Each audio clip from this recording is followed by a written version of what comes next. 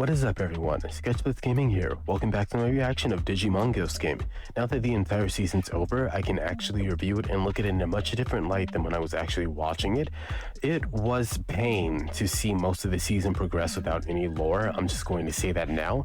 And I'm going to actually address something that happened in the end of this season that I think is much more important for season 2.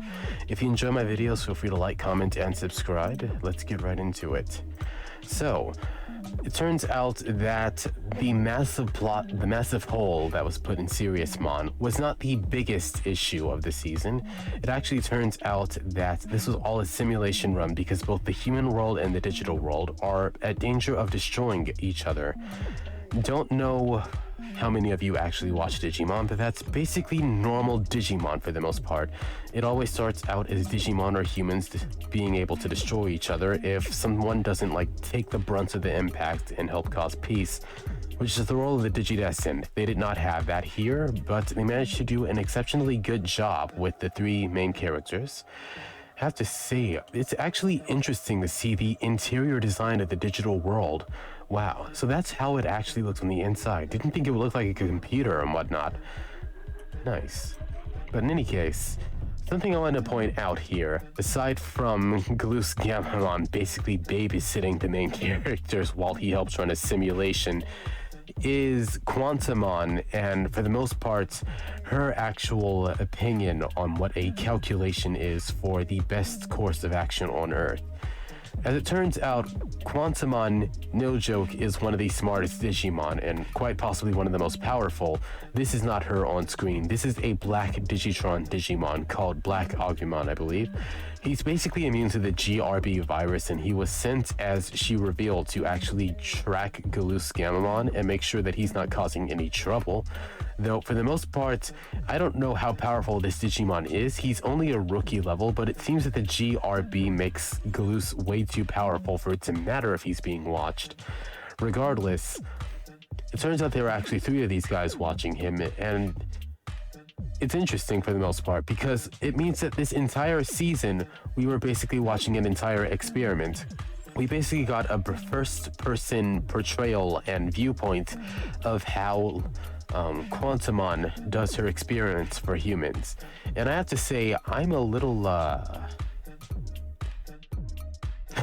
this is so funny, but I'm a little, beside myself at this. She says that her brain far exceeds the processing of any quantum computer, which means that her brain has higher processing power than Yggdrasil. Because if we're being honest, Yggdrasil has a higher Yggdrasil actually might be even stronger than her. He's aware of far more things than her, but she's able to handle and save the entire digital world this season from a virus that threatens the entire state of it. And I have to say that in spite of her sass, she did a very good job. She actually managed to restore it. Although credit mainly goes to Gamamon for managing to repress Gamamon and bring him back into himself and get him to generate a vaccine. He is actually a virus-type Digimon. Virus-type Digimon like Gamamon do not generate vaccines to cure anyone. That's not in their nature. That's the equivalent of being destroyed to them. So that takes a lot. But for the most part, something I want to point out is that this character that was introduced in the final episode, that we don't have any more exposure because there are no more episodes in season 1-2, QUANTUMON, she's an interesting case. So it turns out that she is a good character, even in spite of my beliefs. She just has good intentions that are questionable at most. She actually was bringing humans to, she was bringing Digimon to the human world instead of humans to the digital world, which is almost every other season actually. It's actually comical how that happens. The fact that they did this for the one season where they're being episodic means that they wanted to try a concept they hadn't, but wanted to play it safe this time. So, interestingly, she was bringing humans to I keep saying humans to the digital world, Digimon to the human world, so that she could actually have Digimon gather data on humans, because she clarified herself that she does not understand humans and human emotion. So that's interesting for the most part. A supercomputer not being able to understand emotions if we're all being honest here, emotions are basically also an algorithm. Like, just take this hexagon shaped area, put it right here. This is neutral, this is mad, happy, sad, joyful, anxious, fearful, and you just put this right here. This is human emotion basically summarized. She doesn't understand that somehow, but she's got more processing than a supercomputer. I don't want to throw too much smoke at her, but fact is that she made a big mistake. She basically treated all the Digimon in this entire season as a massive game. She might have good intentions, but that does not mean that she is not the bad guy here. And I, to her misfortune perhaps, have to say that she is the bad guy. Hero was right. She treated this like a giant game, a giant ghost game. She flat out used the Digimon like they were pawns for her personal investigation. And Gurumon himself actually quotes in the final part of this episode that instincts and emotions are unruly, but you have to take action in order to actually make an impact. And what I believe that he means by this is something that he didn't have the guts to say to her face because she was so powerful, and she still is. And that's that if she's so interested in humans that she wants to find a result where humans and Digimon can coexist, she should have brought herself to the human world first. Instead of bringing all these innocent Digimon and Mega level Digimon, we had Moon Millenniummon, who was a Mega Darkness God Digimon who was multiversal and caused all of the evil Digimon of each season. Like, just slow down what I say and go back for a moment at like 0.75 at the speed. Every season of Digimon is caused by Moon Millenniummon's dark influence, and Zed Millenniummon's existence erases the entire digital world of whatever season he's in, unless those green bands are in him. But even then, those just slow him down unless there's a Digidestin powerful enough to stop him. Like, it's not guaranteed. They actually have to be powerful in order to stop him. So she brought this super mega level, super ultimate level. She brought back the Myotismon from season 2, and I know it's him because, like, he has the intellect, he has a characterization, he has the same behavior. It turns out I actually believe, and this is a theory of mine, that dimension in season 2 where they fought him, that's a dimension where humans can bring their desires into physical reality and make it real. So they wanted to be able to knock him into the digital world or something, or just like find a conclusion somehow. Like, they basically wanted to leave and it led them to the digital world. But I think Myotismon, after he had reformed, there's nothing ever proving that he came back as a Digitama and did not remember the evil he did. It's just that he might not be as evil as before because he was purified by the Digidestin and Angie-Woman's powerful arrow of light. So, to put it bluntly, I think that, for the most part, this was definitely a game that she was doing. Like, you can see here in her own graph, like, dozens, at least 50 Digimon, which surprisingly might be the same number of Digimon as the number of episodes that we've seen here, like, at least 67 Digimon, since there's a Digimon for each episode that goes to the human world or whatnot, or that causes chaos like this. They all basically unknowingly gathered data for her basic knowledge. She did not inform any Digimon of this. She did not inform them that, like, the human world and the digital world would destroy each other if actions not taken. She ran all these simulations, but there's something she didn't account for. And I just have to be critical about this because this is the end of a season, and I think this nearly ruined the entire season more than the lack of any lore. QUANTUMON did not clarify that she also did not investigate the Digimon's emotions. She keeps clarifying that it's the humans' emotions that keep making Digimon so prolifically explosive, do these ridiculous things that are unspeakable. But what she's not doing is she's not addressing that it's the Digimon feeling these emotions. Whenever a Digimon feels emotions, and it was proven previously in the season, a Digimon finally gains the power to manifest from holographic form that she put them in into physical form and carry out those desires. So it's actually the Digimon's desire and the Digimon's irrational emotions that are causing them to actually go on a rampage, and that's what actually would cause the destruction of the human and digital world. Another theory that I want to point out about her theory of the human and digital world destroying each other is that in spite of her having such powerful quantum processing, she in no wise can have more powerful processing than the digital world server itself. What this means, in a sense, is that the digital world itself has a server size and a data amount of what can be run on it, and it has processing power. For a computer and a supercomputer, when processing power is not properly done properly, it can result in, I believe, memory leakage. I don't know how this works in the digital world exactly, because Digimon function much differently than a normal program. They're all programs, but they're all also alive and sentient and have emotion. So QUANTUMON, I just recently learned who she is in the last episode, which is like just earlier, so I'm going to be confused for a little bit about saying her name almost, but hopefully I'm fine. QUANTUMON apparently is oblivious to the fact that Digimon also have emotions that can be even stronger. For that matter, most virus-type Digimon, and for that matter, Gamamon, has powerful emotions that are constantly endangering Digimon. She thinks that it's humans that are constantly posing a threat. So she sends Black Tailmon to go and send Digimon into the digital world, and then she goes and she has him pick the Digimon back out. And something I want to point out about the mystery of why Black Tailmon's black is that he also has Black Digitron coding him, so he's also immune to Gamamon and the GRB virus that was corrupting the digital world.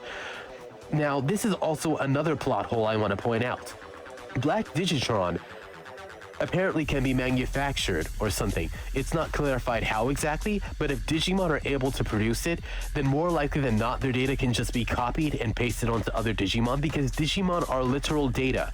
The entire digital world, with the power that QUANTUMON has, could have had Black Digitron pasted and copied and pasted from Digimon like Black Tailmon onto every other Digimon, so that then they would all be immune to the GRB virus, and then they could take down Gamamon, because at that point in the series, she didn't even know who Gamamon was. She just said it was the Black Corrosion. But the fact that she didn't choose to do this either proves yet again that she is not a perfect, flawless, perfectly calculated being like she claims she is. Rather, it's just her ego that's so much larger than a supercomputer. I do not think for a moment that QUANTUMON actually understands how Digimon function, because in spite of the fact that she's so willing and able to just able to talk to Digimon and people like this, because she's so aware of them and watch them, the fact is that she does not know any other humans' names outside of these three Digimon tamers, essentially. She only knows Hiro's, Ruli's, and Kiyoshiro's names, and the reason for that is because she put the Digivice on them. And she knows Hiro's dad's name, but it doesn't seem like she actually cares to actually know anyone else's. She says a logical human emotion is unlike anything we have, and what can be inferred from this is that she actually thinks that not only is human emotion illogical, but clearly it means anything derived from human emotion is also illogical. And we can see here this includes fury, this includes trollingness or evil actually, this includes sadness, happiness, this is joy because I see the music note, and this is happiness. So we've got happiness, joy, evil, or rather maliciousness, we have nervousness, and we've got anger. So she scanned 5 or 6 human emotions.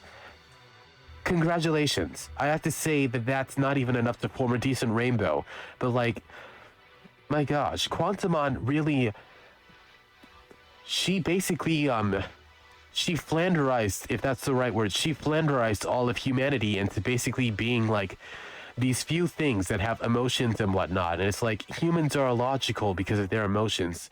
If you guys remember the D-Reaper from Digimon Tamers Season 3, you probably remember that it also had this problem of understanding human emotions.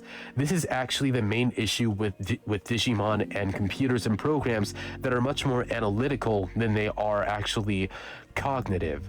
Being analytical and being cognitive are two separate things. She can analytically calculate the possibilities of the human world and the digital world being destroyed, and clearly she did, but she did not cognitively try to create a possibility for the human world and the digital world to survive. Her solution at the end of the season, after all these experiments, were to have the human world and the digital world separate. And she thinks that this is the only logical conclusion because they'll destroy each other at this point. I just want to point out, as a longtime Digimon fan who's seen literal multiverses of digital worlds across different seasons, that she is hilariously wrong. We've got Digimon Season 1, where the Digimon managed to coexist and actually interface with the human world without causing destruction. The only Digimon that caused destruction in the human world in Season 1 was Myotismon. Keep in mind that Myotismon was, in fact, an ultimate level Digimon, but the Dark Masters are the reason why this is so valid. They are mega level Digimon that are capable of twisting the entire digital world into their whim, and surely they could do a similar thing to the human world, but they chose not to. They were able to see the human world from the sky the same way that the Digimon could see the digital world from the sky, from the human world. Like, they have enough power to do that. Like Pinocchimon, Piedmon, for example. Machinedramon can burst a hole into space and time if he wanted to. He's got infinite attack power, so he can attack as long as he wants until he literally breaks the realm apart. In fact, it might be his power that warped to the entire digital world to such an extent, because there's almost no other way to explain it outside of Apoclymon. But like, even Apoclymon, to an extent, was like, alright, I'm going to let humans do whatever they want, but eventually it's going to be my moment. It's going to be my moment where they stop having the pizza and I stop having the crust, and I'm going to start crushing them. Like, it's very easy for Digimon and the human world to coexist when both sides are willing to give each other a mutual understanding and respect. And part of that respect is respecting human emotions. What Digimon failed to do in this season is respect human emotions. Digimon basically leached off of human emotions and fed off of them to become strong enough to manifest in the human world, because they were suddenly kicked out of the digital world without any warning. And the reason for this is because the genius here, QUANTUMON, thought that she was being oh so wise to kick Digimon without any warning out of their world. For those of you who don't know, when a Digimon experiences incredibly great levels of sadness or anger or negative emotion, they automatically, almost de facto, default Digivolve into a darkness level Digimon. And darkness level Digimon are much more dangerous and much more destructive than anything that a light Digimon is. It takes a holy Digimon in order to take out a darkness Digimon. If you compare like a darkness Digimon, like Dark Gargomon compared to regular Gargomon, regular Gargomon will not be able to take Dark Gargomon out. I guarantee you, Dark Gargomon's going to have this ridiculous KK Genkai boost or whatever. Genkai boost, whatever. And he's going to suddenly be able to shoot lasers out of his eyes and everything. It's the reason why an ultimate level like Millenniumon was suddenly such a threat that he was so hard to deal with, when a single Royal Knight could deal with Chimeramon, who was basically Millenniumon without the darkness. So, as it turns out, yeah, this entire season was a massive miscalculation, quite literally, on the part of QUANTUMON. Instead of investigating this virus and using the vaccine Digimon, who are literally created to counter viruses across the digital world, what she did instead was send the vaccine Digimon to the human world. She left the digital world defenseless. This is the digital world, and this is the Digimon being moved to the human world. She left the entire digital world defenseless by removing the vaccine Digimon and all the Digimon. So of course Galusgamamon had free reign and such ridiculous overpowered abilities, because she did not calculate or actually properly analyze Digimon. Her only interest was in the world, not in the pieces that made them up individually. If she had looked at this differently, she would have realized that Millenniumon was very capable of causing destruction to the human world and digital world before she herself even began the experiment. Like, when she got Moon Millenniumon from the 2020 universe, surely she should have realized that if they were able to stop such a massive threat for destroying the digital world, and that such a threat was such a threat to, like, a massive threat to the entire digital schema, the entire digital rabbit hole, the whole multiverse of every single season, because that's what Zed Millenniumon is, a threat to everything existentially as long as he exists. Surely she could have thought, okay then, let's if that's possible, then surely we should be able to have Digimon that are able to I don't know, perfectly get along with humans. You know, humans aren't the strongest beings. It's pointed out in every season that humans are actually incredibly weak, but it's also proven and shown that Digimon also have strong feelings for humans and are oftentimes willing to actually get more involved with them. And this season also showed that. But because of her failsafe protocol of automatically having Digimon that were not corrupted, be unable to actually interact with humans, she basically did the same thing as putting Digimon in the zoo, and most of them got zoochosis, which is when an animal develops strange or unhealthy behaviors because they're isolated. They were isolated from the digital world, they were isolated from their friends, from their family. For whatever reason, she didn't just teleport the parts that were corrupted on the digital world out of the digital world. She didn't even teleport the biomes of the digital world with the Digimon with them so that they'd have a place to live. They were just thrust into the human world with no rhyme or reason, no explanation, and of course most of them should have become dark Digimon because that's the natural course of the digital world, but she doesn't understand that either because she's just focusing on the future. For those of you who do not know, you cannot just like take 1 plus 1 and equal neither of these exist. The natural calculations of humans who created Digimon and Digimon willing to work with humans and learn more about them is that you have a human and a digital world getting along together. This is the natural, scientific, mathematical, calculated conclusion. Like season 1, for example, and Digimon Try even reveals this. Like, when push comes to shove, eventually humans and Digimon, given enough exposure, will get along together. And I think that this season is hypocritical and kind of handled improperly. Here we see that humans are closer to Digimon than ever before. They just don't realize it. Holograms are basically Digimon without physical form. It's just that they aren't sentient or aren't able to manifest. We had holograms in every single episode, in every single intro, in every single outro almost, I believe. And like, the human world and the digital world are intrinsically connected. So if she's sending Digimon over to the human world, does this mean that humans are being sent over to the digital world as well? That there are humans that were in the digital world when it was corrupted by Gamamon or something? Like, is this the reason why some of the Digimon seem to be a little bit tainted? Because Dragomon certainly had an influence. I think from his individual dimension, he is in another dimension from the digital world called the Dark Ocean. He is able to corrupt Digimon and drag them out of their world and drown them in sorrow to feed on it, metaphorically. But in a sense, I'd like to know what it is that made her think that the future is more important than the present of the digital world. Like, she says that there's 2,000, well, Gamamon says there's 2,000 years left, and I'm kind of jumping from topic to topic, but the reason for this is because this episode is so all over the place that the lore was dumped faster than anyone can process it. There's so much lore, I had to actually make 2 episodes and 2 reaction videos in order to talk about the billions and trillions of simulations that she tried to find a stable future. Something I want to point out also is that she does not clarify what a stable future is.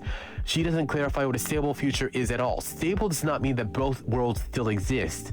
It's very possible for both worlds to still exist without like them being destroyed. By unstable, it can mean the human world's destroyed and the Digimon are taken over, or the Digimon are destroyed and the human world takes over. But regardless, like, what this means is that QUANTUMON is basically finding out the massive role of homeostasis. This is homeostasis' job in every season. This is why it's so important. This is why it raises a Digidestin.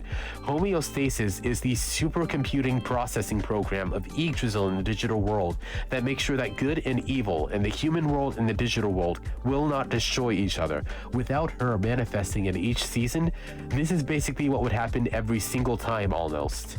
The thing is, though, it seems that shouldn't need to be the case. If Yggdrasil is not here in this digital world watching over it, then I don't know what happened to him exactly. The Royal Knights also are not here. This is a massive plot hole not left here.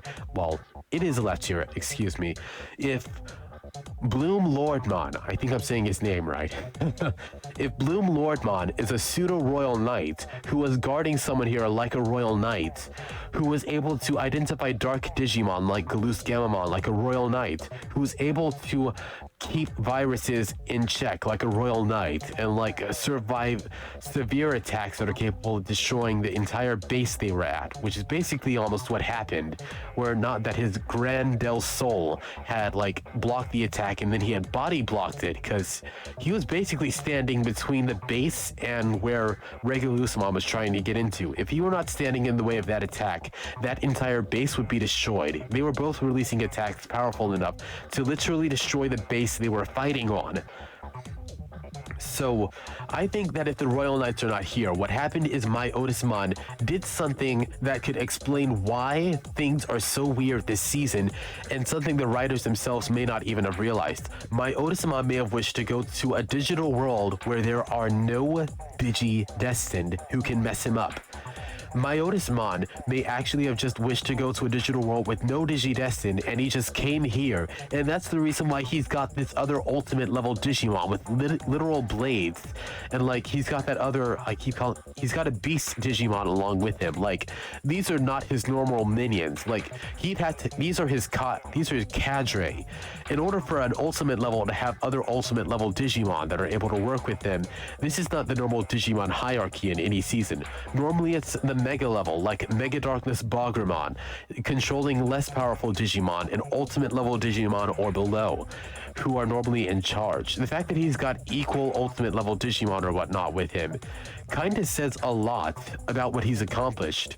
But interestingly enough, I think my Otismon's plan failed. It didn't go how he expected or anticipated, because he got defeated in one episode anyway. That aside though, yeah, QUANTUMON is for the most part completely wrong. Human emotion is not illogical. Digimon emotion is not illogical. Digimon forced to experience the human world without any reason for her personal gain of experimentation is illogical. And humans being attacked and body horrored by Digimon the entire season is illogical. So, yet again, that's two fallacies. She literally pitted two worlds against each other because she did not understand human emotion, and judging by the fact, she doesn't understand Digimon emotion either. So she says, while she may understand emotion as data, that does not mean that she feels it, in a sense.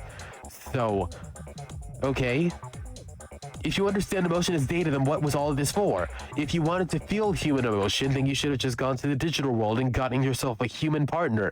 You literally gave the Digivices to all three of the almost called them Digidestined, but they're not. All three of the chosen children here that were not able to save the digital world because it's just a simulation where you have a massive reset button and whatnot. Like,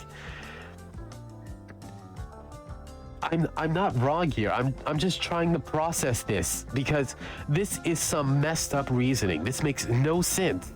How in the world is it she thought that sending Digimon to the human world instead of analyzing herself? Like, surely with that massive brain of hers under all that hair that she claims is better than any supercomputer, she understands that in-person close-up investigations yields much better results than remote investigations with flawed test subjects. Like, what is she testing with human emotions? Any human is going to freak out when a Digimon suddenly shows up to them. Like, look at 90 to 100% of all Digimon showing up this season. Body horror, body horror, body horror. Every single time. You can make it a meme. Body horror. The entire season could have a PNG or image taken from each episode and literally spelled out to form body horror. I'm not even kidding here. Like, she literally just puts humans in the most fear-inducing situations. She's not trying to understand humanity. She's trying to understand human emotion. She's focused only on human emotion and not on, like, humankind itself. Here she is, literally on email, able to get along with countless humans. She's literally communing with humans by email. This is something most Digimon don't know how to do even. They don't even know the email exists. Like, even though technically whenever they move through a digital gate, they're technically emailing themselves from the digital world into the real world. So I guess that would be called realm mail or like data mail, whatever. 3D manifestation mail. It's not given a proper term outside of like biomerging and like season 5. Digimon Data Squad and biomerging. It's only given a definition there of what Digimon do when they physically manifest in the real world. But like, if she's able to get along with email right here, and if she's able to protect humans from being destroyed by Digimon that are too dangerous after, like, they're not willing to get the data for her, so she keeps them in hologram form, then what the heck? What the actual heck?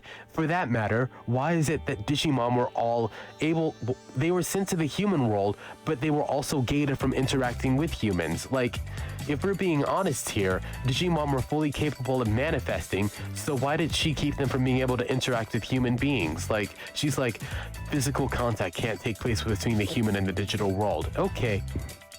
So if physical contact cannot take place, perhaps that would justify the hologram position, but it wouldn't justify why you also allowed physical Digimon to exist in the human world anyway.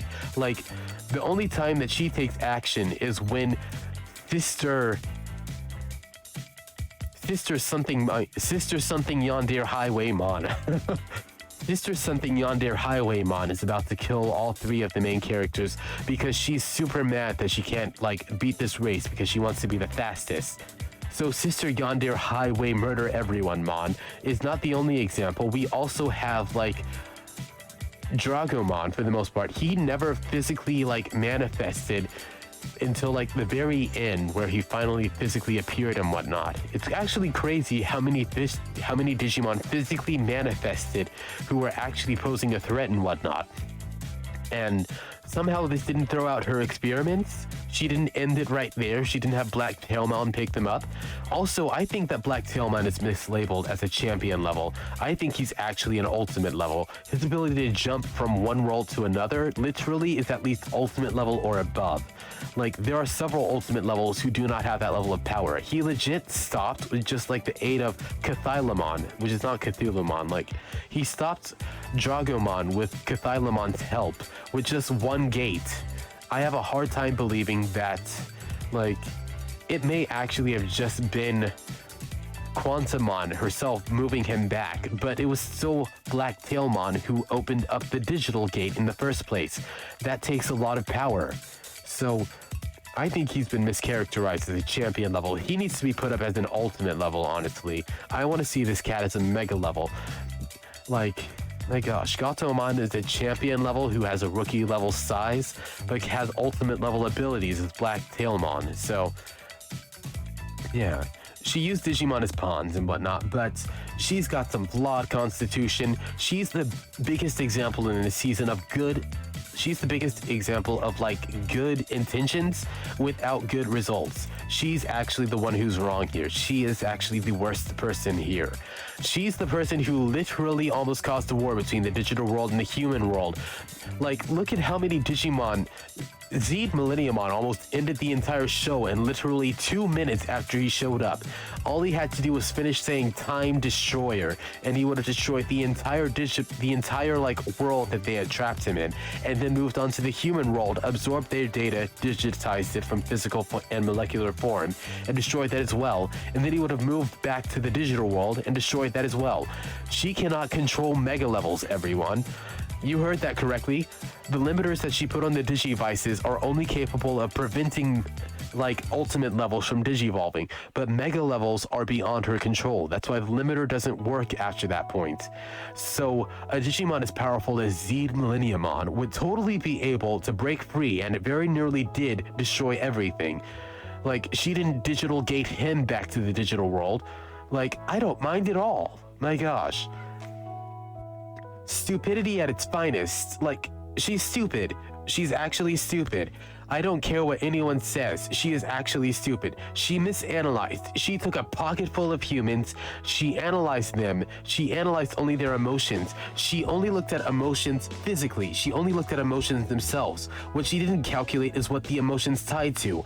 The Digimon in every single episode only show up when the emotion is generated. They're not there to see what causes the emotion.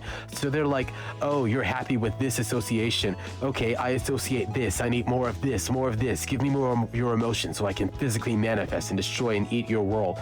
Like, the Digimon don't understand human emotions. If the test subjects don't understand human emotions, then how in the world is she supposed to understand them from the data she's collected?